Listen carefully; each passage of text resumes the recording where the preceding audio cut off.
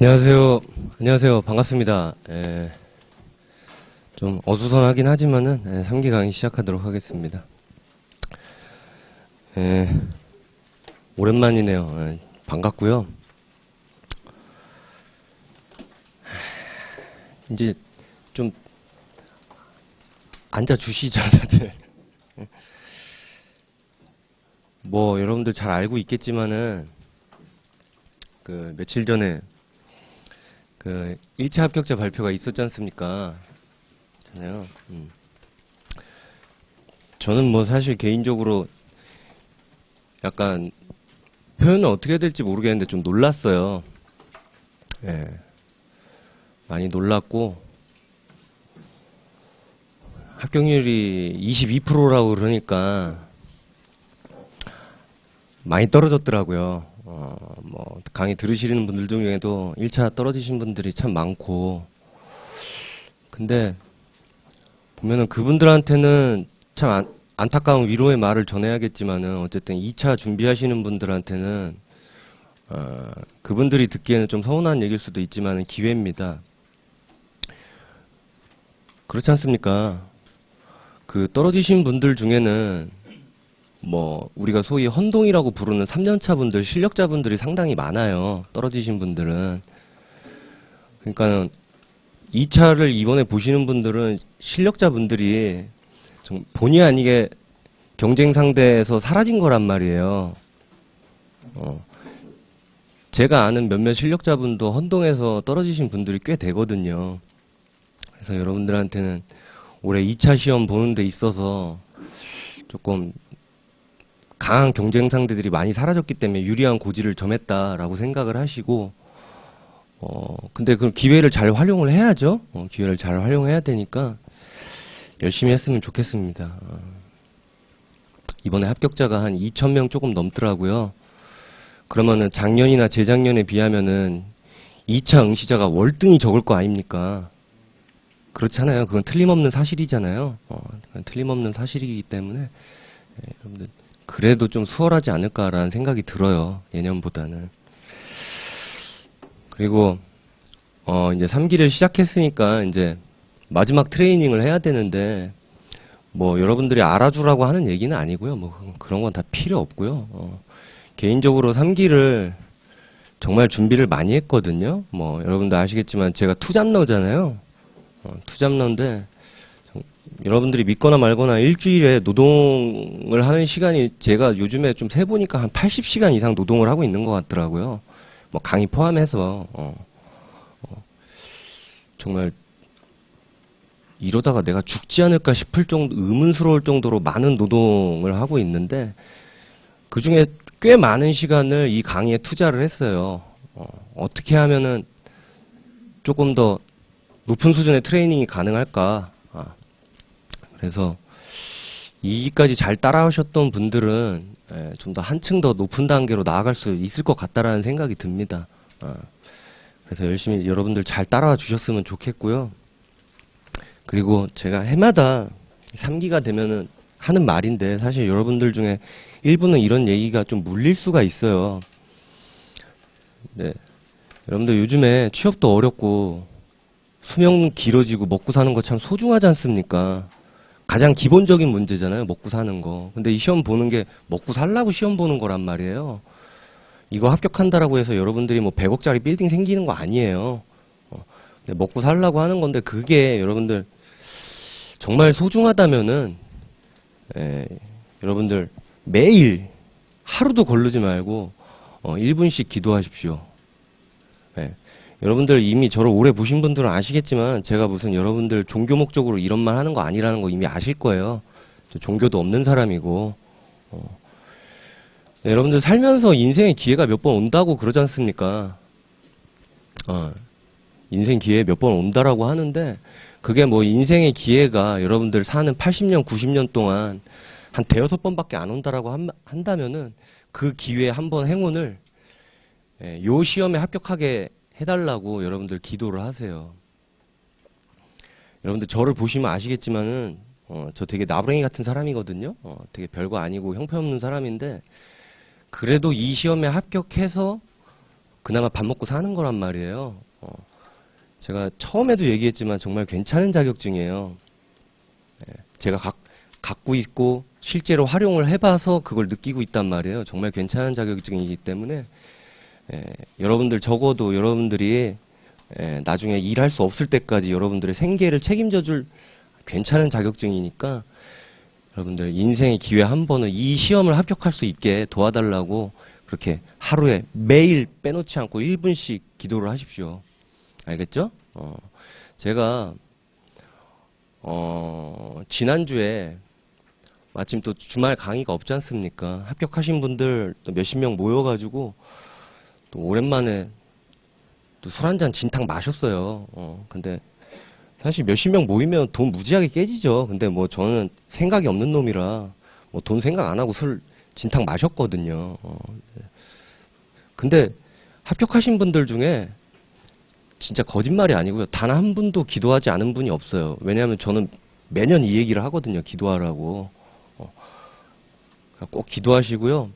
그리고 기도할 때 꼭 이거 잊지 마세요. 집중하게 도와달라고요. 그냥 말도 안 되는 어거지 기도, 저한테 복권 맞게 해주세요. 이런 거는 이루어지지 않아요. 집중하게 해달라. 그리고 이 집중한 것들이 나중에 시험장에 생각나게 해달라. 이런 기도를 하셔야 됩니다. 아시겠죠? 1분이면 충분하거든요. 그렇게 하면 마음도 가라앉고 여러분들 공부 실제로 집중력에도 도움이 될 겁니다. 도와줄 거예요.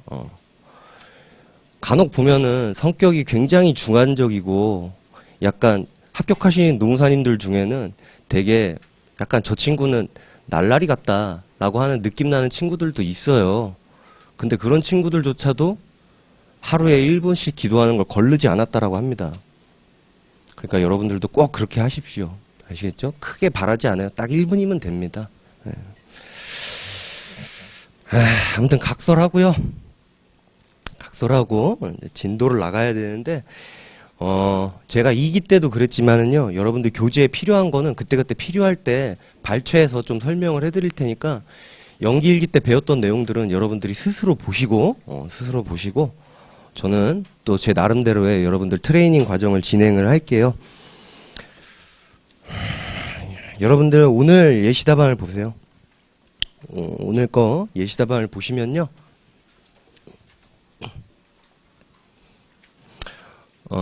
예시답안 첫 번째 페이지에 보면은 질문 1의 세 번째 줄에 정원을 450명으로 변경하는 처분을 할 것을 명하거나 라고 돼 있어요.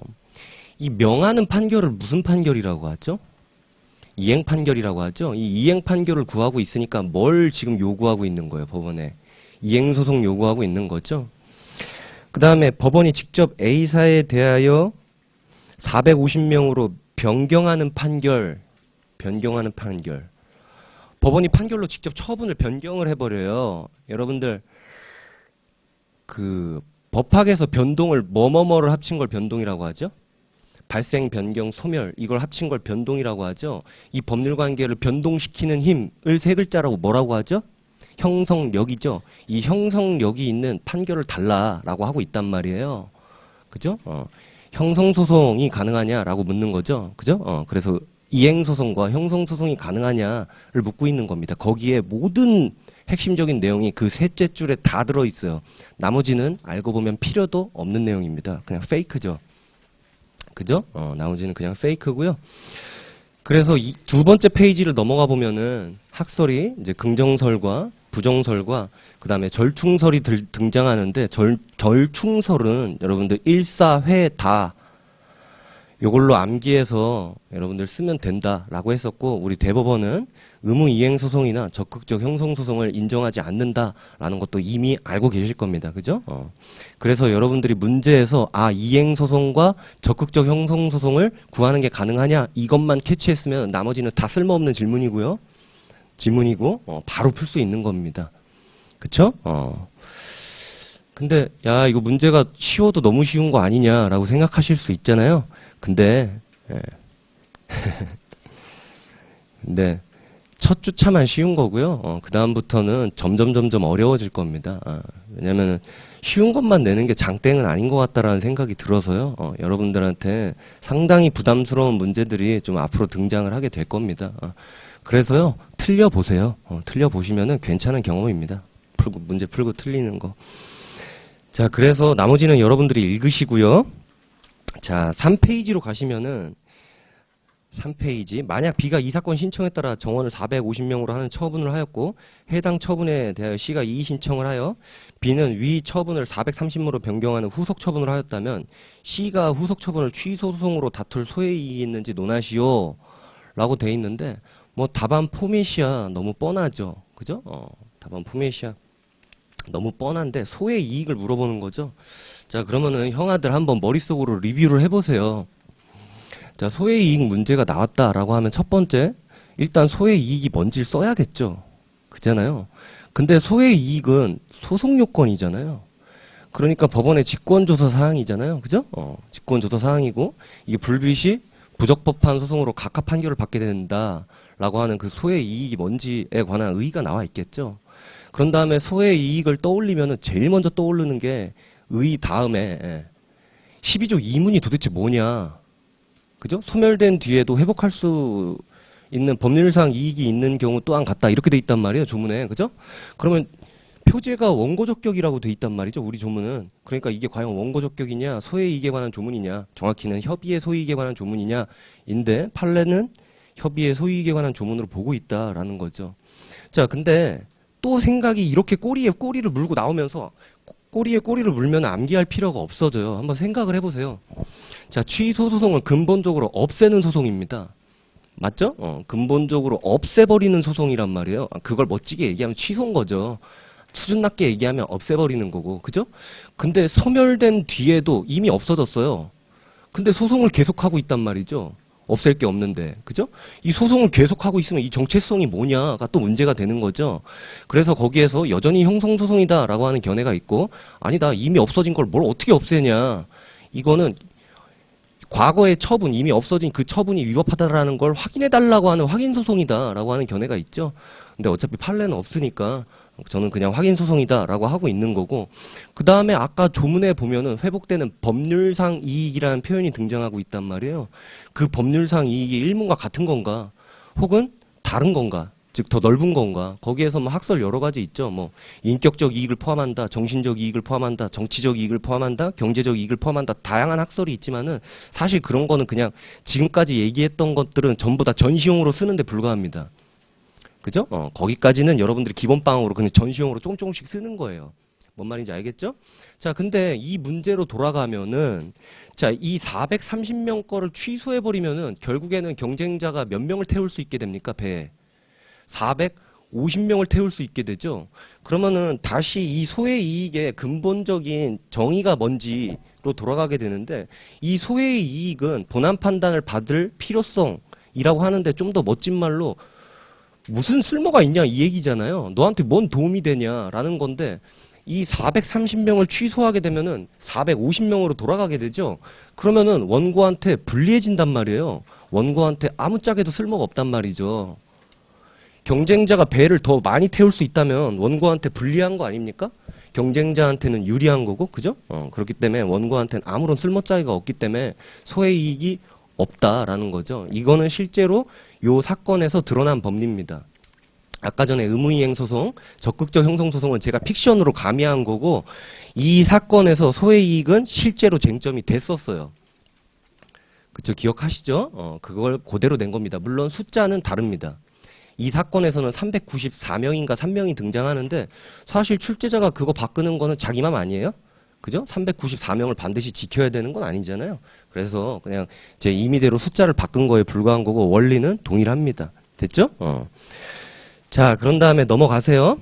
자, 5페이지로 가시면은 A는 담양군수다라는 게 등장을 하죠. 담양군수다라는 게 등장을 하는데, 사실 신림동에서 이 사건을 강의하는 선생님들이 거의 없었어요. 네, 여러분들 작년에 들으신 분들은 아시겠지만 제가 작년부터 이 사건에 관해서 설명하기 시작했거든요. 근데 뭐 여러분들 잘 아시다시피 저는 옵저버잖아요.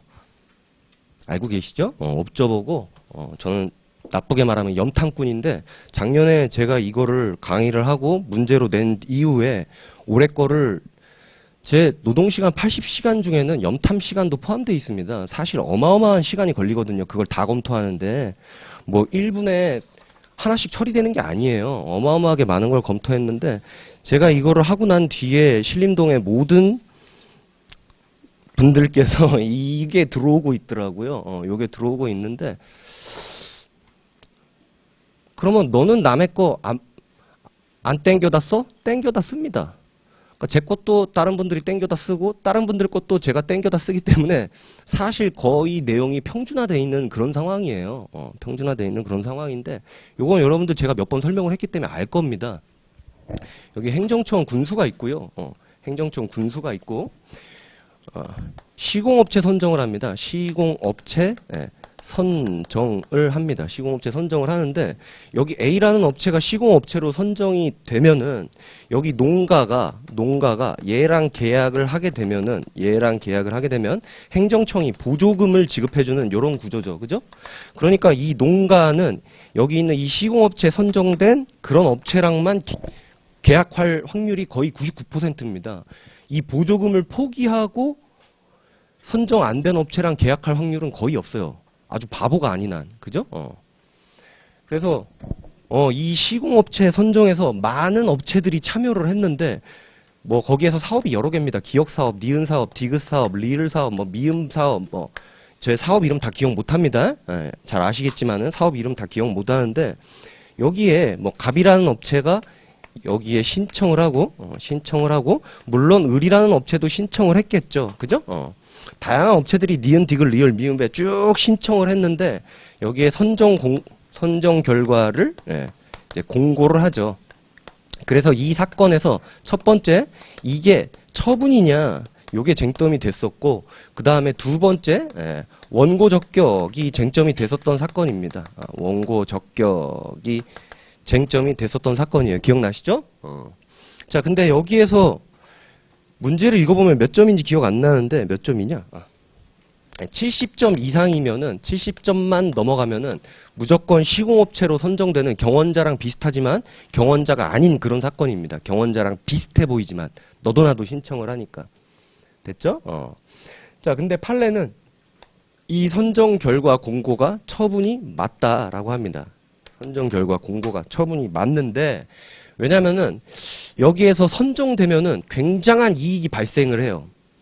왜냐면은 이 선정된 업체랑 계약할 가능성이 아주 높죠.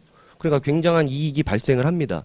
근데 만약에 여기에서 제외되면은 엄청난 또 불이익이 발생합니다. 보조금을 포기하면서까지 계약할 사람들은 아마 거의 없을 거예요. 인정하시죠?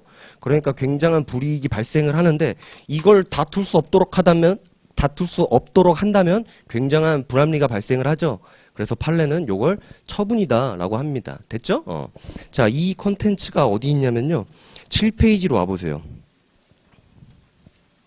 7페이지 로마자 3번에 질문에서 물어보진 않았지만은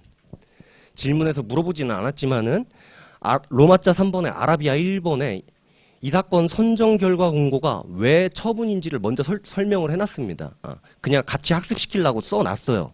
알겠죠? 그리고 만약에 이 문제가 나온다면은 문제에서 물어보지 않았더라도 이게 처분이라는 거 그냥 써주세요. 알겠죠? 조금이라도 좋으니까 한번 읽어보죠. 사안에서 사업 대상자, 즉 농가들은 A사 선정한 A가죠. A사가 아니라 A가인데 이런 오타는 그냥 귀엽게 넘어가 주세요. 선정한 업체들과 시공계약을 체결하는 경우 보조금을 지급받을 수 있으므로 이 사건 선정 결과에 따라 시공업체로 선정되는 경우에만 사업 대상자와 시공계약을 체결할 가능성이 발생하고 그렇지 않은 경우에는 대상자가 보조금 수령을 포기하지 않는 한 농가와 시공계약을 체결할 가능성이 제한되는 효과가 있으며 만약 이 사건 선정 결과 공고를 항고소송의 대상인 처분으로 보지 않는다면 이에 대하여 불복하여 침해된 권리 또는 이익을 구제받을 방법이 없는 불합리한 결과가 발생하므로 처분으로 본다라고 되어 있는데 판례에 나와 있는 걸 제가 요약해 놓은 겁니다. 알겠죠? 판례에 나와 있는 걸 요약해 놓은 거고요. 자, 그런 다음에 여기 보세요. 그러면은 여기에서 제외 결정 이 원고 적격이 있느냐? 그 다음에 선정 결과 공고, 선정 결과 공고한 거 이거에 원고 적격이 있느냐? 주의적 예비적으로 지금 청구를 하고 있잖아요, 그죠?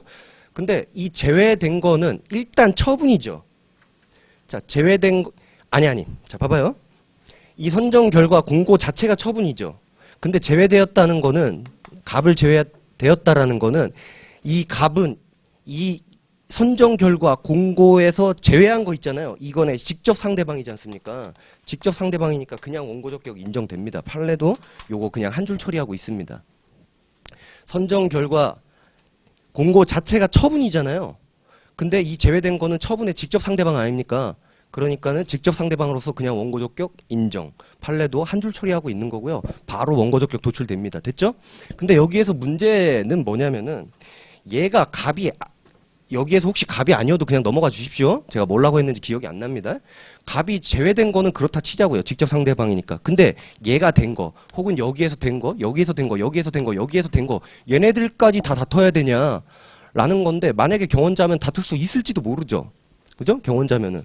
근데 이거는 경원자가 아니라 뭐예요? 절대평가잖아요. 얘네의 합불은 갑하고 아무런 이해관계가 없습니다. 그죠? 얘네가 선정된 거는 갑하고 아무런 이해관계가 없으니까 원고 적격이 없다라고 했던 뭐 되게 특이한 사건입니다. 됐죠? 자, 그렇게 해서 8페이지 아라비아 2번에 재해결정을 제외한 이 사건 선정고고 전체에 관해서 원고 적격이 있냐? 없다라는 거예요. 아무런 이해관계가 없으니까. 그래서 자신의 재해결정에 대해서만 처분의 직접 상대방으로서 원고 적격이 있다. 끝. 됐죠? 자, 그 다음에 산문으로 넘어가시면 문제가 대빵 쉬운데 일단은 보면은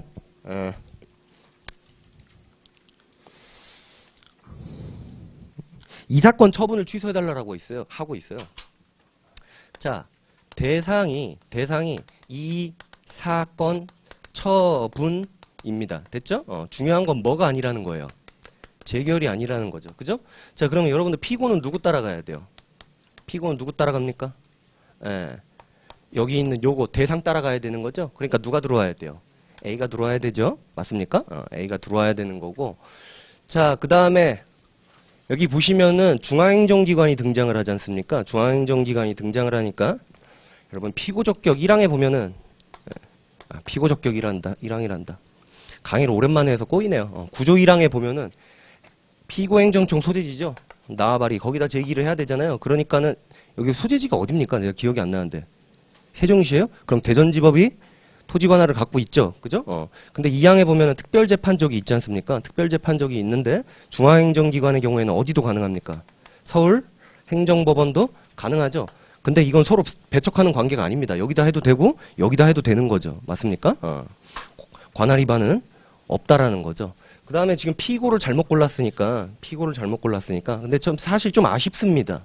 뭐냐면 이거를 먼저 내고 요거를 나중에 냈으면 어떨까라는 생각이 들어요. 요걸 내고 요걸 나중에 냈을까라는 생각이 좀 드는데 그게 왜 그러냐면 여러분들이 일단은 피고를 B로 골랐으니까 그 틀린 피고임에도 불구하고 관할 위반이 아니지 않는가 이런 오해를 많이 산 것 같아요. 많이 산 것 같은데 그냥 여러분들 실제 시험장 가면은 무조건 옳은 피고 위주로 생각을 하십시오. 실제 시험장 갔을 때 일단은 그거에 대해서 판례가 없기 때문에 무조건 올바른 피고 우선으로 생각하십시오. 여러분들이 이론 구성하지 마시고 알겠죠? 무조건 올바른 피고 위주로 생각을 하세요. 근데 아마 출제자는 이거 여러분들 오류 없게 요걸 먼저 내줄 겁니다. 만약에 낸다면요. 그런 건 쫄지 마시고. 자, 그런 다음에 피고가 A인데 지금 B로 골랐으니까 여기에서 경정을 해야 되지 않습니까? 피고 경정을 해야 되는데 그러면은 질문이 뭐죠? 피고로 경정을 해야 되는 걸 피고 경정이 마지막 문제인가요? 하나 더 있나요? 관할이 있고 취해야 될 조치 마지막 문제가 아니네요. 피고 경정을 써야 되는데 피고 경정에 관해서 여러분들 배점이 작기 때문에 지금 많이 쓸 수가 없겠죠. 처음에 의의와 취지 쓰시고 이 취지는 피고 잘못 고를 가능성이 높기 때문에 만들어 놓은 거고요. 그 다음에 이제 요건과 절차에 관해서 정리를 해보면은 첫 번째, 피고를 잘못 골랐어야 되고, 피고를 잘못 지정했어야 하고, 그 다음에 이렇게 원고가 잘못 지정했을 땐 원고 신청에 따른 법원에 뭐가 있어야 돼요? 법원에 형아들 1시간 전에 풀었잖아. 원고 신청에 따라서 법원이 뭘 해줘야 됩니까? 결정을 해줘야겠죠? 됐습니까? 그 다음에 요거는 조문에 안 나오니까 요건 암기할 수밖에 없습니다. 언제까지 해야 돼요? 사실심, 변종시까지 해야 되는 겁니다. 됐습니까? 이렇게 해야 되는 거죠. 됐습니까? 물론 피고 경정이 요때만 있는 거 아닙니다. 14조가 아니지. 이게 14조지. 13조 1항 단서, 그 다음에 13조 2항 요 경우에도 피고 경정이 가능합니다. 뭐냐면은 행정청의 권한이 다른 행정청에 승계된 경우, 그 다음에 2항에 나와 있는 행정청이 없게 된 경우, 요때는 신청 또는 직권에 의해서 가능하죠. 됐습니까? 근데 요 케이스에서는 이렇게 권한이 승계되거나 행정청이 없게 된 경우가 아니기 때문에 여기 있는 반드시 원고의 신청이 필요합니다. 됐죠? 직권으로 안 해줘요. 됐습니까? 자, 그 다음에 요것도 조문에 없기 때문에 여러분들이 좀 알았으면 좋겠는데, 판례는 성명 의무를 인정하고 있죠. 원고가 피고 잘못 고른 게 눈에 빤히 보이는데 그냥 내버려 두지 말고 뭐 하라는 거예요? 성명에서 고치게 만든 다음에 판결해라 라는 거죠. 됐습니까? 자, 그 다음에 피고 경정의 효과를 정리를 해보면은, 여러분들 피고 경정의 효과 첫 번째 뭐죠? 새로운 피고에 대한 소송은 종전 피고 소재기시로 보는 거죠. 처음 소재기시로 보는 거죠. 됐습니까? 됐잖아요. 그 다음에 두 번째, 종전 피고에 대한 소송은 뭘로 본다? 취하된 것으로 본다. 이 정도로 정리하면 되겠네요. 물론 조문에 보면은 새로운 피고한테 송달해줘야 된다 뭐 이런 것도 나와 있는데, 그런 거는 적어도 그만 안 적어도 그만인 것 같고. 됐습니까? 그 다음에 보면은 각하 결정에 대해서 즉시 항고할 수 있다 뭐 그런 조문도 있거든요. 피고 경정 조문에 보면은 여기 있는 이 신청에 대해서 법원이 각하하는 경우도 있을 수 있잖아요. 그 즉시 항고할 수 있다 이런 내용도 있는데 사실 문제풀이랑 별 상관없습니다. 이 정도만 정리해서 집어넣으면 됩니다. 됐죠? 그래서 원고는 뭘 해야 되냐? 신청을 하면 됩니다. 됐죠? 쭉 써주고 피고 잘못 골랐으니까 신청하면 되문이다 이렇게 써주면 되는 거죠. right? 형아들 벌써 지쳤어요? 지친 거 아니죠? 자, 그렇게 해서 넘어가시고, 자, 그 다음에 마지막에 제소기간을 물어보고 있네요. 갑이 제기한 이 사건 소송이 제소기간을 준수하였냐 라는 건데, 사실관계를 다시 한번 9페이지로 돌아가서 볼게요. 아니 8페이지로. 자, 8페이지로 돌아가면은 적법한 고지를 했습니다. 그죠? 적법한 고지를 해서 상대방한테 도달했으니까 청구기간 며칠 주어지죠? 딱 나와야죠. 90일 주어지는 거죠. 90일 주어지는 건데, 이 사람이 안날이 언제예요? 문제를 읽어보니까. 안날이 언제입니까? 9월 2일이죠. 22년 9월 2일인데, 9월 2일을 뭐라고 하죠? 세 글자로? 기산점이라고 하는 겁니다. 알겠죠? 여러분들 아직까지도 기산점을 모르시는 분들이 많은데, 기산점은 9월 2일입니다. 자, 근데 이 청구를 언제 했냐면 22년 12월 24일인데 이거 90일 넘은 거 아닌가요? 그쵸? 뭐 굳이 달력 안 봐도 대강 넘었겠죠? 그죠? 그러니까 청구 기간을 준수하지 못한 부적법한 행정 심판이죠. 됐습니까? 요때 20조 1항 단서에 따라서 재결소 정보 송달받고 90일 이내에 제기해도 제소기간 준수한 것으로 보지 않는다라는 게 판례 입장인 거죠. 그죠? 자, 그러면은 좀 얘기를 바꿔볼까요? 얘기를 바꿔볼게요. 자, 이 사람이 적법한 행정심판을 청구했고 재결을 받았습니다. 그때는 재결소 정보는 송달받았어요. 그때부터는 90일이죠 또. 그때는 기산점이 언제죠? 행정심판을 거쳤을 때, 적법한 행정심판을 거쳤을 때 기산점이 언제예요? 행정심판을 안 거쳤을 때는 안날이 기산점이잖아요. 그러면 행정심판을 거쳤을 때는 언제예요? 송달받은 날이죠. 그죠? 송달 받은 날이 기산점이 되는 거겠죠. 그 정도는 알고 계실 거라 믿고요. 자, 그래서 여러분들하고 모의시험 리뷰를 했고요. 10분 쉬었다가 다음 수업 진행하도록 하겠습니다.